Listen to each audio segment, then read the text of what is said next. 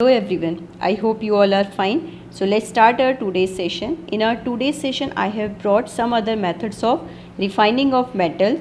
So few methods we have discussed in the previous session, and in this session we are going to discuss the rest of the methods of refining. So the first method which I have written for you, this is a vapor phase refining. Actually, what is to be done in this method? In this method, the metal is converted into its volatile compound and collected elsewhere. After that, it is then thermally decomposed to get pure metal. First of all, we have to convert a impure free metal into a volatile compound, and after that it is to be heated at high temperature to decompose it to get a pure metal. So you see here, actually two process comes in this category. First is to be of Mond process.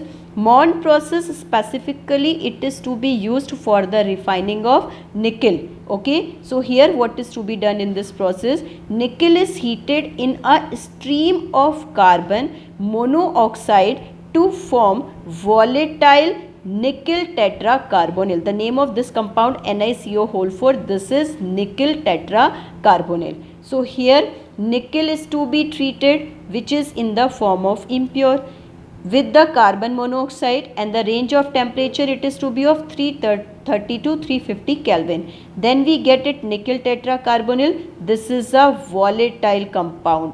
It will easily decompose when we will provide temperature higher than that. So here we will provide 450 to 470 Kelvin. So that will decompose into Ni plus 4CO. So whatever the impurities is present in volatile compound, that will come out with the help of carbon monoxide, and here we are getting a pure nickel.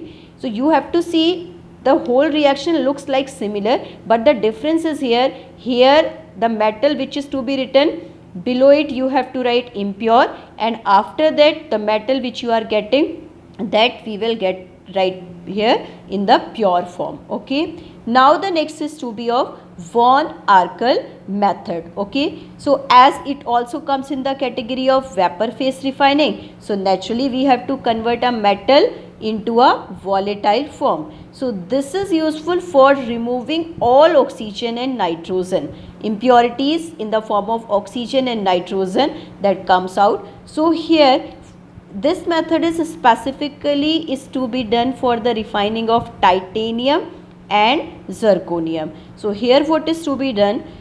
Zirconium is treated with iodine. Zirconium, impure zirconium is treated with iodine. Temperature range 870 Kelvin. It forms ZrI4.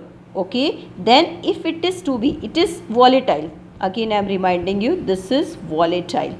Okay. So if we will provide more temperature, then zirconium and iodine comes out, impurities get separated, and we get a pure zirconium. Okay. Now next is titanium is also treated with iodine. Temperature range lower, then it will convert into a volatile compound. When we will provide the higher temperature than this temperature, then we will get pure titanium as well as iodine comes out. Okay. So here I am reminding you, von Arkel method specifically it is to be used for the refining of titanium and zirconium, and here the Mond process specifically this is to be used for the refining of nickel, and Mond process and von Arkel, they both comes in the category of vapor phase refining. Okay. Now see the next method which I am going to discuss with you. This is the chromatographic method. So chromatographic method you have studied in 11th standard also. So here I am going to reminding you, it is based on the principle that the different components of a mixture are differently adsorbed on an adsorbent. Okay. So on that basis that component they can get separated.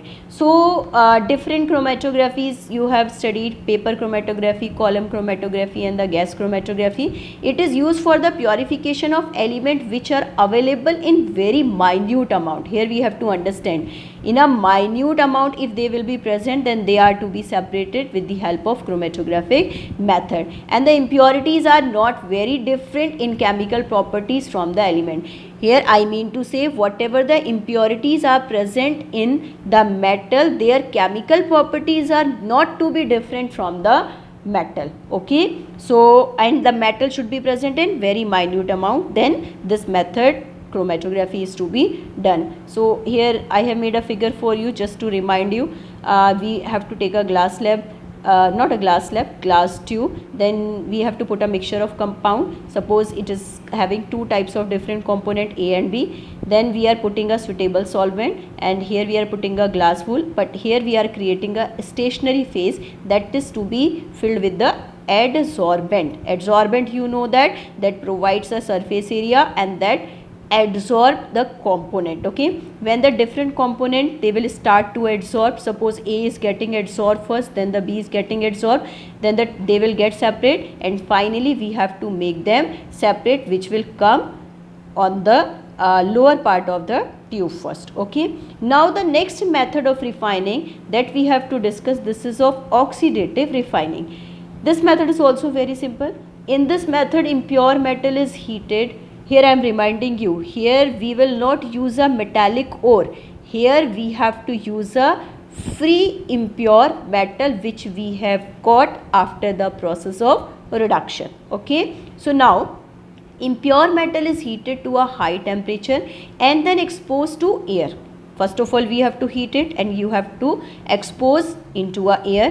When the impurities of carbon, phosphorus and arsenic are oxidized along with outgoing gases, like carbon will convert into carbon dioxide, phosphorus will convert into phosphorus pentoxide. Okay, then they will come out, and the foreign metals which are present as impurities, they also form their oxides. Okay, and floats on the surface of metal, they will start to float on the surface of molten metal. Okay, and where they are skimmed off. Skimmed off means खींच के बाहर निकालना. Okay, and then oxidative refining of iron, specifically in the refining of iron, it is carried out into a Bessemer converter by blowing air through a molten metal, and impurities they will get oxidized and they will come out in the form of different gases. Okay, so I think you all have got all the methods of refining. Okay, that's all for today.